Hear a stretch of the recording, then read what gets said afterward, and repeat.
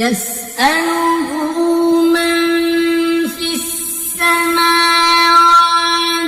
والأرض كل يوم هو في شأن فبأي آلاء ربكما